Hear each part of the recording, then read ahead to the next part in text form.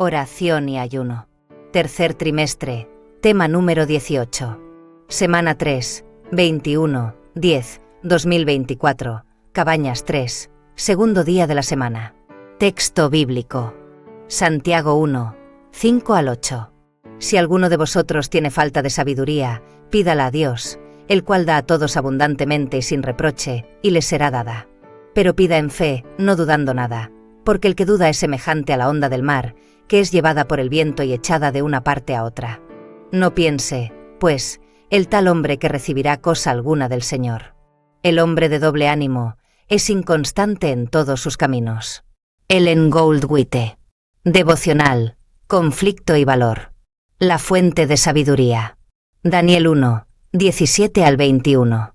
Y Jehová te dé entendimiento y prudencia, para que cuando gobiernes a Israel, guardes la ley de Jehová tu Dios. 1 Crónicas 22, 12.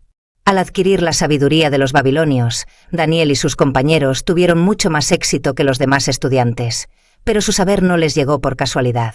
Se relacionaron con la fuente de toda sabiduría, e hicieron del conocimiento de Dios el fundamento de su educación. Con fe, oraron por sabiduría y vivieron de acuerdo con sus oraciones. Se colocaron donde Dios podía bendecirlos. Evitaron lo que habría debilitado sus facultades, y aprovecharon toda oportunidad para familiarizarse con todos los ramos del saber. Siguieron las reglas de la vida que no podían menos que darles fuerza intelectual. Procuraron adquirir conocimiento con un propósito, el de poder honrar a Dios. A fin de destacarse como representantes de la religión verdadera en medio de las falsas religiones del paganismo, necesitaban tener un intelecto claro y perfeccionar un carácter cristiano. Y Dios mismo fue su maestro.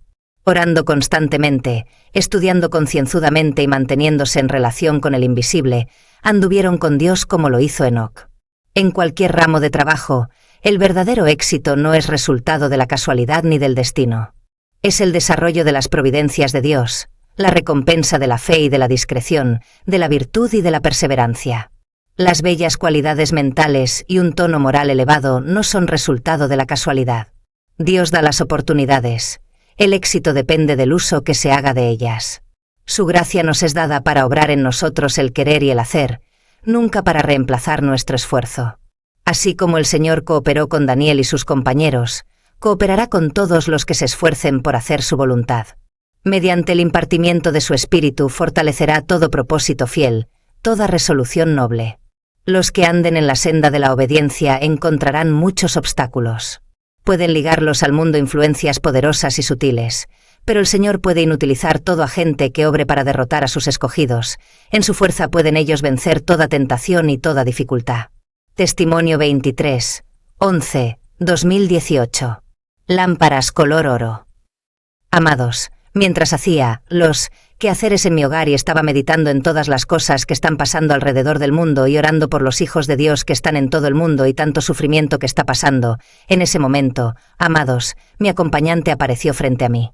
Dejé de ver todo lo que estaba haciendo y, en ese momento, él me entregó una lámpara. Esta lámpara era color oro y yo vi que estaba vacía.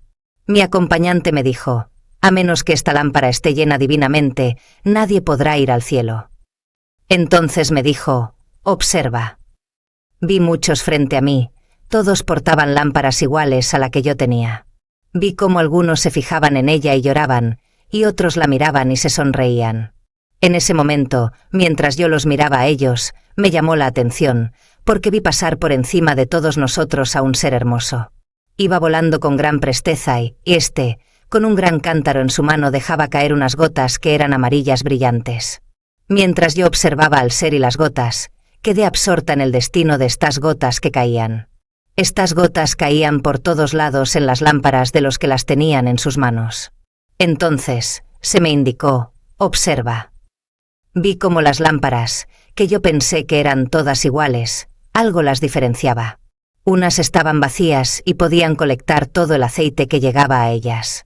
Y otras, de igual tamaño y color, estaban con una tapa en el orificio de entrada, y el aceite caía encima de la tapa y no podía, sostenerlo y caía al suelo. Entonces, en ese momento, yo le dije a mi acompañante, avisémosle, pues su aceite se está perdiendo.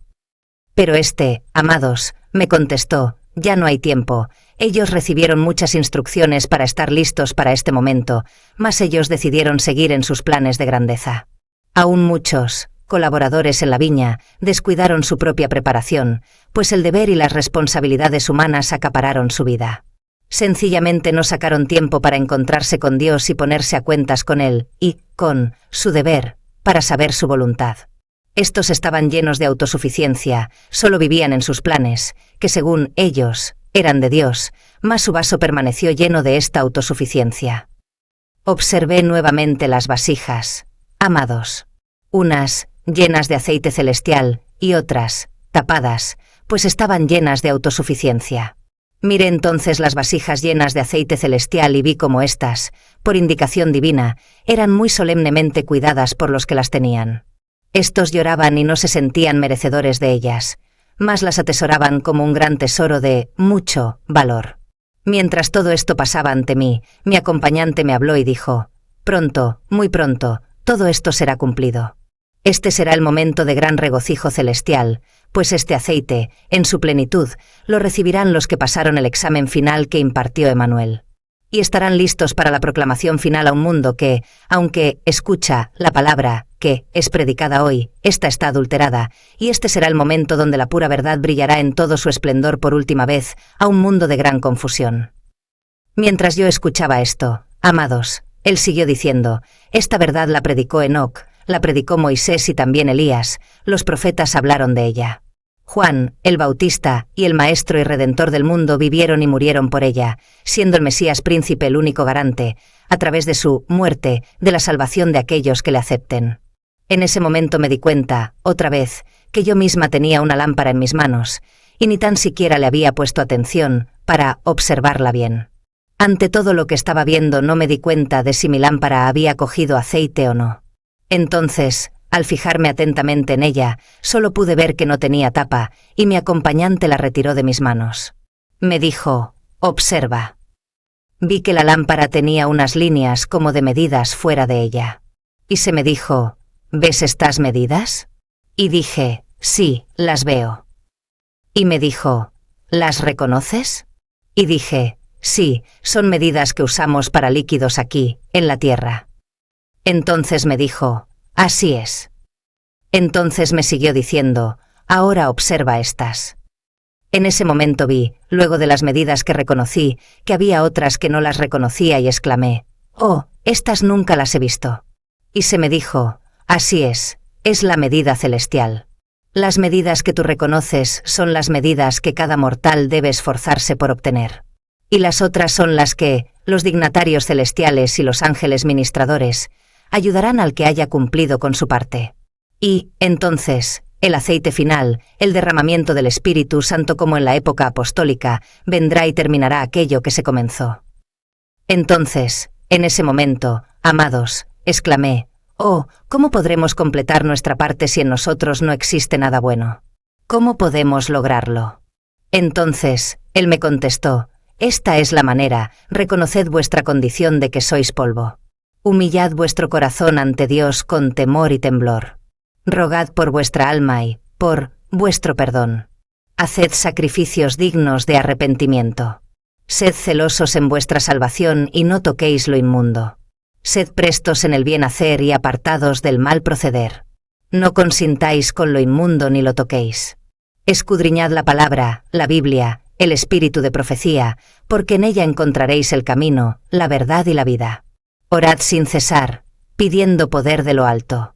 Ayunad por voluntad propia, absteniéndose por consentimiento del pan material para que vuestros sentidos puedan ser despertados.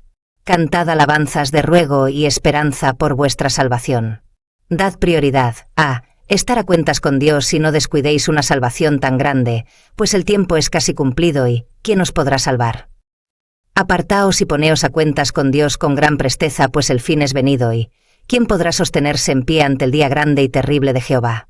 No mires a tu prójimo y te extasíes en él, pues él padece tu misma condición, ambos son polvo y a ambos se les pedirá la misma medida.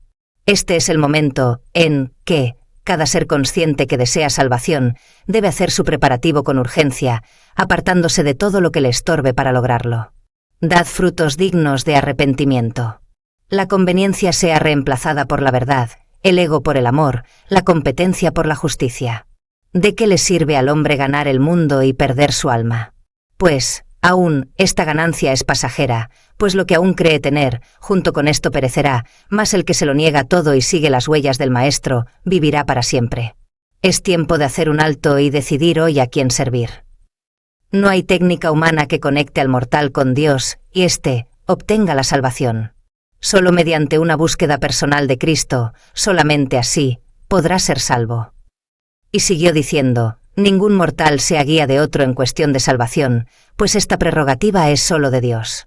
Sed, pues, solícitos en servir, amar y exhortar en la búsqueda personal del príncipe Emmanuel. Nadie juzgue al que así haga. El comandante es el que dirige a su verdadero pueblo, pues el desenlace final está a la puerta. Consensos, reuniones de estudio, no hay mal en ellas, mas muy poco harán. Solo una vida santificada en lo privado dará el resultado anhelado y deseado. ¿No os dais cuenta que anheláis algo que, no importa lo que hagáis, no podréis por vosotros mismos alcanzar? ¿Estáis, realmente, absortos en esto?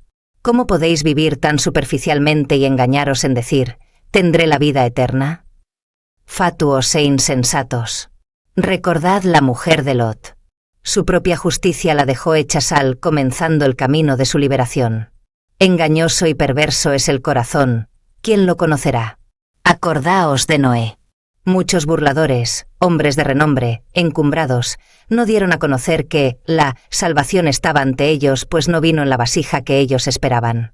Recordad al pueblo de Israel, que, aún luego de la liberación de Egipto y su libertad en el desierto, su descontento y rebelión les impidió entrar en la Canaán terrenal. ¿Acaso pensáis vosotros que sois, aún, más que ellos? Siguió diciendo, ¿acaso no sois mortales de barro? ¿Pensáis, acaso, que algo os diferencia? A la verdad, sí, pues ellos escribieron la historia que hoy vosotros conocéis para que tengáis esta por ejemplo.